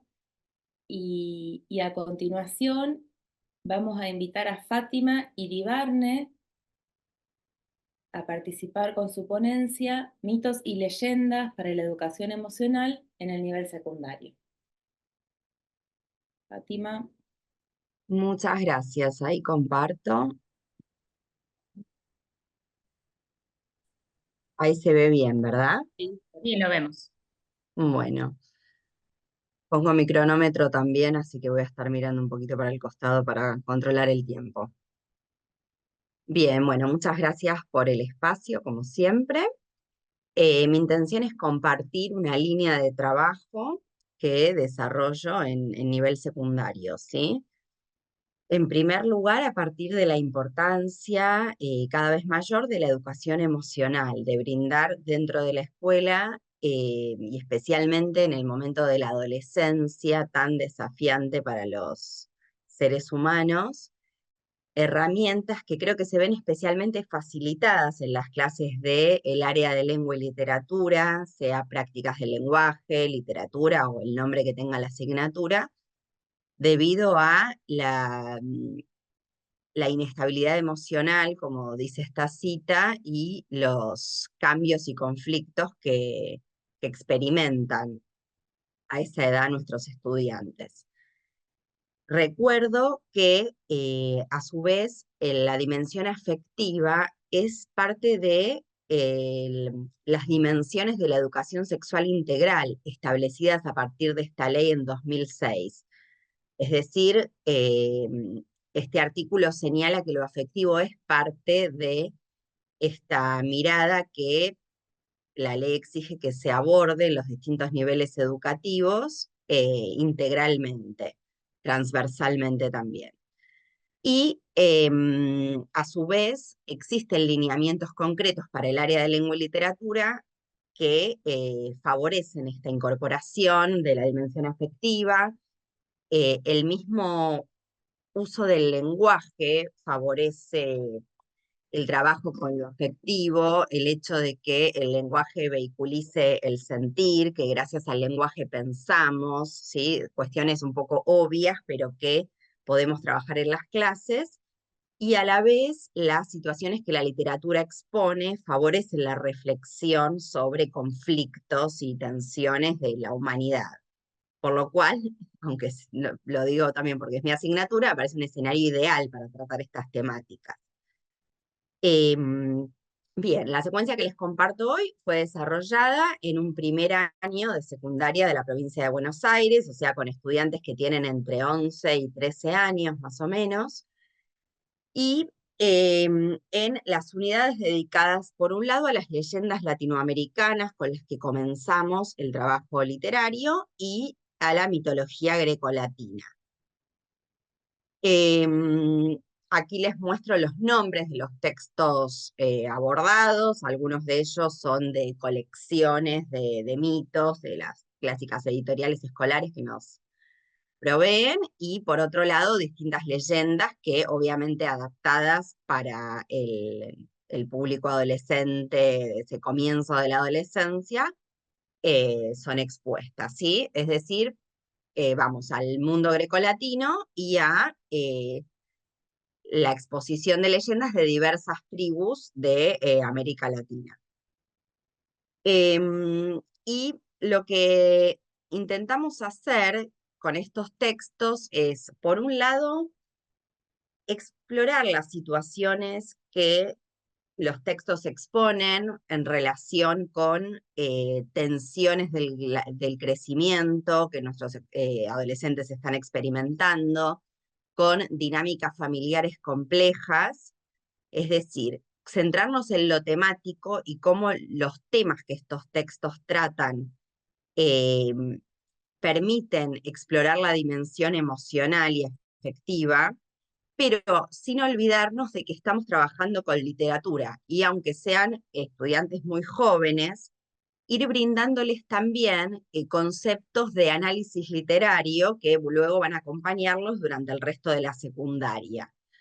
Algo clave que se trabaja con mucho detalle es la categoría de narrador y cómo cambia un texto si es expuesto desde la voz de uno de los personajes en contraposición con un narrador omnisciente o con un narrador testigo.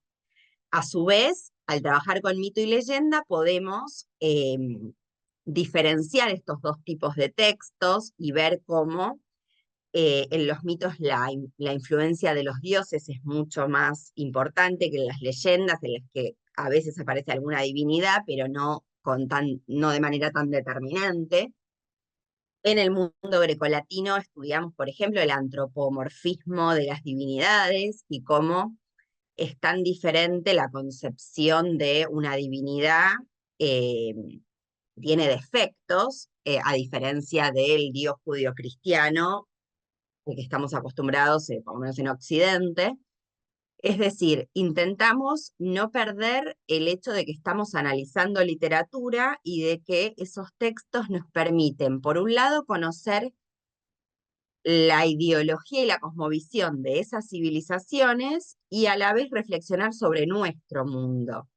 E incluso, aunque los niños sean bastante pequeños comparado con otros estudiantes de secundaria, logran realmente poder ver situaciones que ocurren hoy en día expuestas en estos textos tan lejanos, ¿sí? Acá les comparto algunas consignas que se desarrollan, muchas tienen que ver con precisamente esto, adoptar un cambio de narrador, un narrador personaje que pueda exponer qué le sucede en las situaciones presentadas por el texto, ¿sí? Siempre impacta mucho el mito de Dafne y Apolo, en el cual una ninfa es perseguida por un dios y es convertida en el árbol del laurel para evitar ser raptada y cosas peores, ¿sí? Que los estudiantes logran percibir y logran poner en palabras qué implica eso, qué implica ser perseguido y también logran señalar ellos mismos que, por desgracia, es algo que ocurre en el mundo real y que un relato de tal antigüedad lo expone y permite problematizarlo. Entonces, vamos trabajando en clase, leyendo las leyendas, luego los mitos, haciendo el análisis literario, haciendo actividades de escritura como estas que permiten que los estudiantes mismos se vayan convirtiendo en escritores, que vayan tomando esos saberes literarios, aunque sean muy incipientes en el primer año, para ellos escribir sus propios textos. Y terminamos la unidad con la escritura de un mito o leyenda seleccionado por cada estudiante. Cada uno selecciona el tipo de texto que va a escribir, justificándolo, teniendo en cuenta que si es un mito, la presencia de los dioses va a ser mayor; si es una leyenda, va a ser más fuerte el arraigo al lugar geográfico, va a haber referencias al lugar geográfico, mientras que los mitos, aunque sabemos que vienen de Grecia y de Roma, los relatos son de un planteo más universal. Y ellos mismos concluyen esta serie de clases con la propuesta y luego la escritura de su mito o leyenda, centrado en algún elemento de la naturaleza, porque otro eje que nos interesa es la educación ambiental para cumplir y seguir con los postulados de la ley de EAI, que es de 2021, ¿sí? Realmente es una secuencia que vamos mejorando cada año y que vemos que resulta fructífera para la incorporación de contenidos del análisis literario, para la incorporación de contenidos de cultura y de literatura, para el conocimiento de este tipo de textos narrativos, y a su vez porque creemos que favorecen la reflexión sobre la dimensión afectiva y las problemáticas que atraviesan nuestros estudiantes hoy. Es decir, los textos nos van llevando desde el pasado a reflexionar sobre el presente.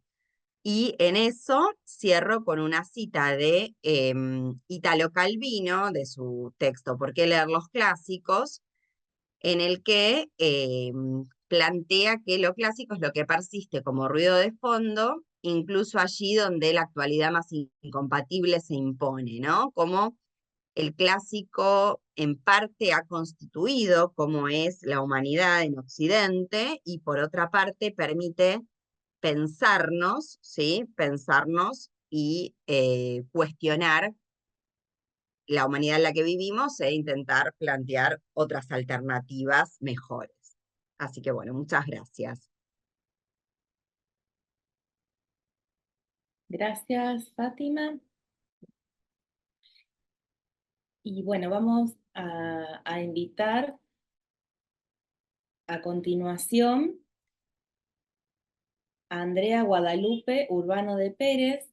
Nos va a compartir su ponencia Técnicas de comunicación visual después de la pandemia del COVID-19.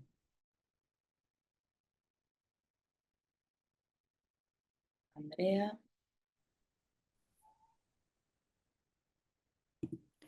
Hola, hola a todos. Me gustaría saber si me escuchan. ¿Escuchamos bien? Te escuchamos.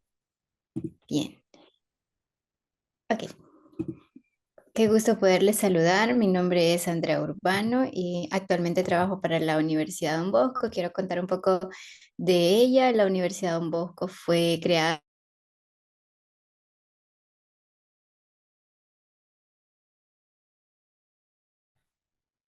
Andrea, no sé si estás con problemas de señal.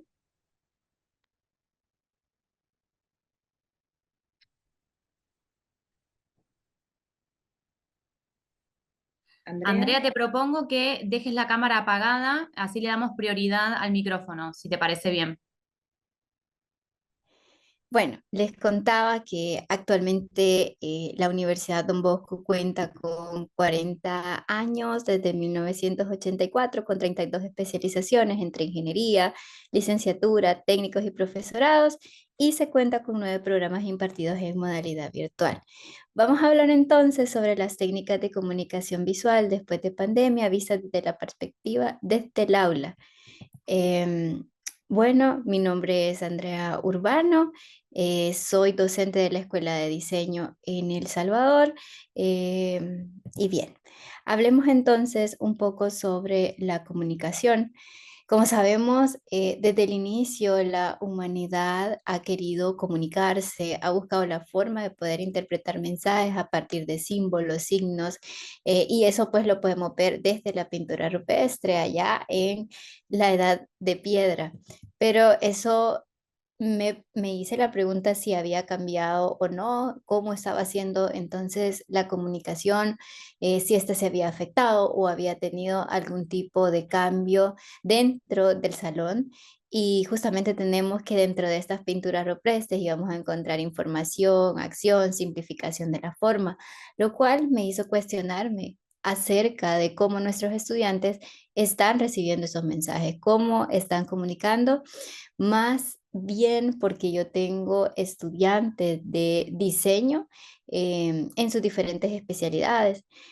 Hablamos entonces que existe un canal, una referencia, un código, un receptor, canales de referencia y códigos. Dentro de ello me pareció muy interesante cómo en estas pinturas rupestres nosotros podíamos identificar estos códices. Ahora, ¿qué sucedió entonces con la comunicación visual vista desde la perspectiva del aula?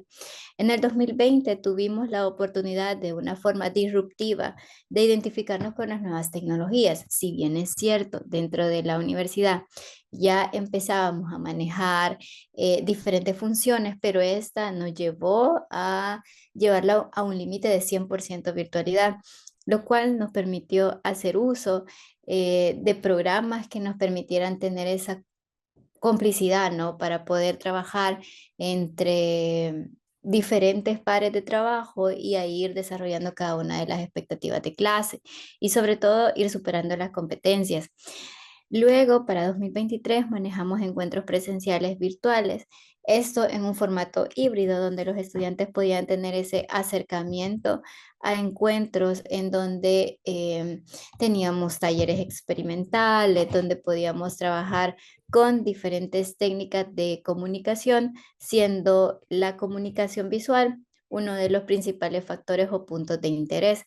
Claro, es importante que hablemos entonces cómo de 2020 a 2022 fue esa transición, que si bien es cierto, nos permitió poder comunicar siempre con las nuevas tecnologías, pero acercándonos a una normalidad.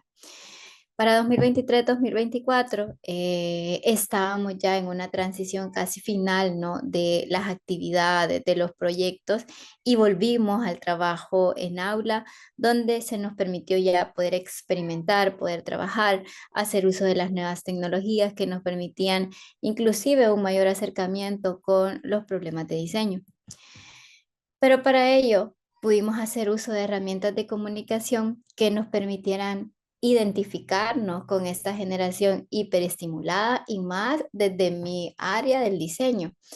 Para ello hicimos uso de esta técnica de design thinking en donde podíamos dentro del aula empezar a empatizar.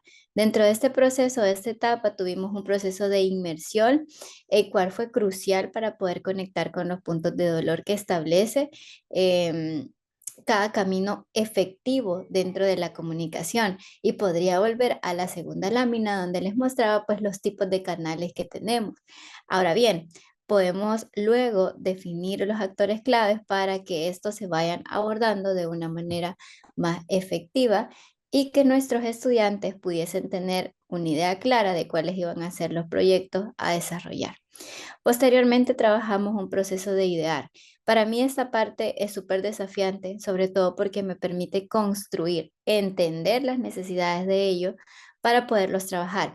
Todos estos procesos han sido trabajados dentro de la clase, a pesar Andrea, que se perdón que va. te interrumpa. No estamos viendo tu presentación, solo te estamos escuchando. Ok, listo. Ahora Todo sí. esto muchas gracias. Todo esto se va teniendo desde un proceso de ideación, de prototipado, para luego establecer una implementación. Es preciso que dentro de este proceso nosotros pudiésemos identificar ya en la parte de implementación cuáles son o cuáles están siendo estos puntos de dolor que nuestros estudiantes están atravesando.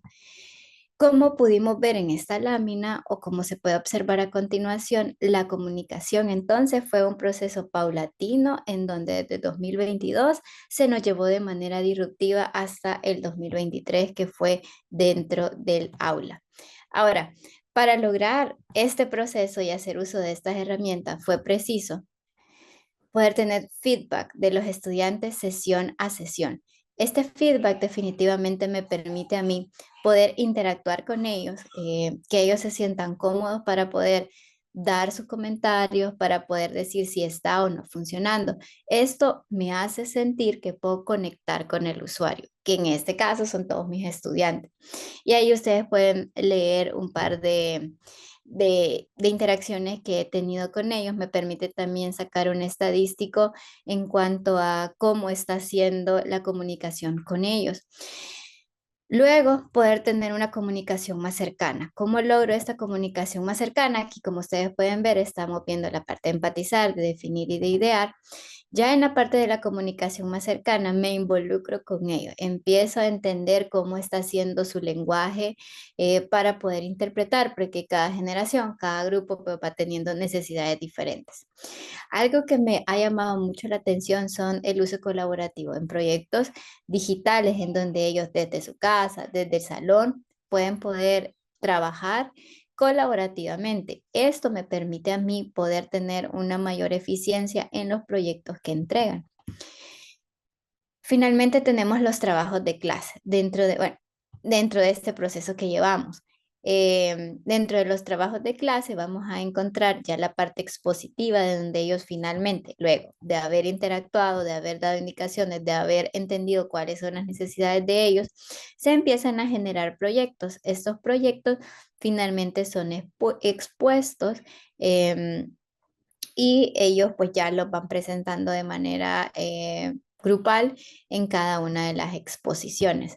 Pero el aula digital ha sido una herramienta fundamental dentro de este proceso de comunicación, sobre todo porque nos está permitiendo ir dando seguimiento a esta comunicación visual, que ellos puedan compartir sus ideas, que yo pueda tener esa cercanía, que podamos tener un espacio en la nube para poder compartir todas nuestras experiencias, y esto está siendo un aprendizaje significativo para mis estudiantes. Voy a regresar a la primera lámina para ya ir finalizando. Luego puedo tener claro entonces que mi proceso de comunicar, tal cual lo hacían en la edad de piedra, en donde hablábamos sobre canales, referencias y códigos, está tomando valor, porque si bien es cierto, en ese momento se hablaba en códices, ahora también nosotros estamos hablando también con códigos, con iconos, con imágenes que nos permiten comunicar y empatizar. Finalmente tengo la experiencia de un estudiante de nombre Gerardo Giovanni Pineda Martínez, que nos cuenta cómo ha sido su experiencia desde los desafíos que tuvo en pandemia y cómo pues ha ido solventando sus ideas, la parte de cómo comunicar, de cómo expresar. Él comentaba en esta pequeña conversación que tuvimos cómo al inicio había sido complicado poder expresar sus ideas, poder entender lo que quería, pero luego cuando se volvió, ¿no? En el 2023, ya a trabajar de manera en comunicación continua, fue mucho más inspirador el aprendizaje. Gerardo comenta que uno de sus principales temores era no saber si estaba haciendo lo correcto, pero todas estas herramientas que hemos empezado a implementar han funcionado para que él ahora pueda tener una idea más clara de cómo es la comunicación y cómo se debe hacer dentro del salón de clase. Ahora, Como conclusión, uno de los grandes desafíos que me ha mostrado la pandemia fue ese papel fundamental en los tiempos de crisis y cómo la comunicación se vuelve en este periodo una forma tan directa de comunicar, y esto no solo implica un aprender, es una cuestión de adaptarse, de tener un significado y hacer uso de técnicas de comunicación es muy importante porque nos permite, de cierto modo, poder entender cuál está siendo la necesidad de nuestro usuario, en este caso, de nuestros estudiantes. Y es así como desde la edad de piedra y los signos y símbolos, la comunicación ha estado constante y hoy por hoy seguimos utilizando los signos y los símbolos. Gracias por el tiempo. Gracias, Andrea. Muy interesante tu presentación. Y bueno, esta fue nuestra última exposición en esta sala. Damos espacio al intercambio, a los comentarios o preguntas que tengamos sobre las distintas ponencias. Los invito si desean prender sus cámaras, y quien quiera participar puede levantar la mano y daremos espacio a cada uno.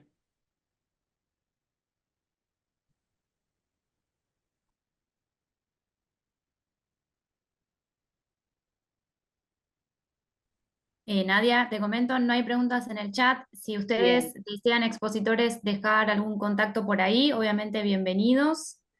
Nos quedan algunos minutitos todavía para el cierre. Yo entonces, bueno, los invito a los expositores si quieren dejar sus datos en el chat, por si alguien desea contactarnos. A mí me gustaría compartir una breve síntesis que fui elaborando a lo largo de las distintas presentaciones, en un intento de buscar un hilo conductor en estas ponencias y en esta propuesta que fue cómo implementamos desde las distintas disciplinas y desde los distintos lugares donde cada uno de nosotros nos desempeñamos, los desafíos actuales que se nos presentan en educación con creatividad en el aula. Damián nos planteaba la incertidumbre, ese gran signo de pregunta que se nos presenta de manera cotidiana. Y esta necesidad actual de no repetir, memorizar datos, sino trabajar para que los estudiantes puedan adquirir capacidad de resolver diversas situaciones. Lo propuso a través del ajedrez. Danilo también propone, hace hincapié en la vinculación y en la transformación en un sentido de responsabilidad social y de un trabajo interdisciplinario. El modo de lograrlo propuesto es a través de un trabajo entre distintas disciplinas. Con Agustín propusimos la gamificación como una estrategia de abordar el aprendizaje centrado en estudiantes en grandes grupos.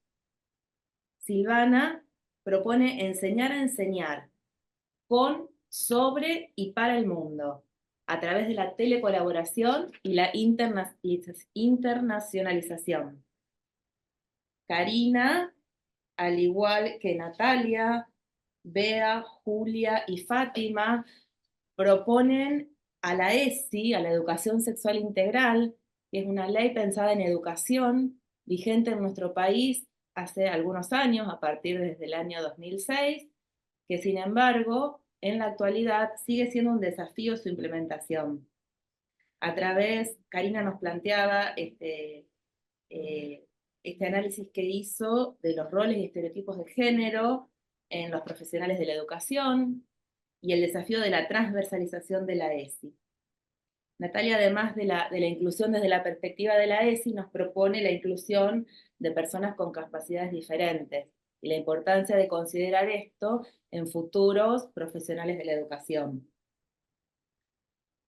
Lorena nos propone una herramienta tecnológica como el H5P, como una estrategia para autoevaluación y cómo implementar de manera creativa esta herramienta en las aulas. Bea y Julia también nos hacen este recorrido y a través del placer de la literatura nos invitan a tener un mapa para poder conocer y poder seguir conociendo diferentes territorios. Fátima remarca desde la ESI la importancia de la afectividad y de la emocionalidad como uno de los ejes de la ESI y tomar, poder rescatar, digamos, tomando lo clásico como ruido de fondo y poder priorizar las necesidades actuales. Finalmente, Andrea propone técnicas de comunicación visual para una comunicación eficiente y hace un recorrido desde la Edad de Piedra hasta nuestros días. Como hemos visto, todos proponemos diferentes estrategias para, a través de la implementación de la creatividad en el aula, hacer frente y de alguna manera poder realizar nuestro trabajo y poder practicar estrategias de enseñanza para lograr aprendizajes significativos con nuestros estudiantes, a través de distintas técnicas y herramientas. Un gusto compartir con ustedes esta sala. Les agradezco mucho la participación. Gracias a la organización nuevamente. Y quedaremos en contacto y nos encontraremos en la próxima edición. Muchas gracias a todos, es un placer recibirlos, son todos unos excelentes divulgadores. Muchísimas gracias por participar.